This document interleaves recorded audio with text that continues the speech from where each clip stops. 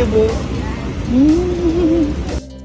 Viral aksi pria pakai Apple Vision Pro sambil makan soto di warung, warganet dikira orang stres. Sebuah video aksi pria memakai Apple Vision Pro sambil makan soto di warung soto viral di media sosial. Aksi pria tersebut sontak menarik perhatian warganet lantaran dianggap belum lazim di Indonesia.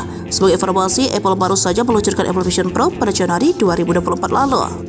Apple Vision Pro merupakan kacamata yang dibekali teknologi augmented dan virtual reality. Perangkat ini membantu penggunanya untuk dapat mengakses dunia metaverse saat bermain video game. Sistem operasi kacamata canggih ini juga memungkinkan pengguna bisa mengendalikan operasi Vision Pro hanya dengan kedipan mata, gerakan tangan hingga suara. Biasanya menggunakan Apple Vision Pro banyak digunakan warga Amerika Serikat. Namun karena dijual secara luas, ternyata Apple ini juga sudah digunakan pengguna Indonesia. Seperti yang dilakukan pria videonya saat memakai Apple Vision Pro di warung soto ini viral. Video aksi itu viral dibagikan oleh salah satu akun Instagram dikutip tribunjabar.id Senin 11 Februari 2024.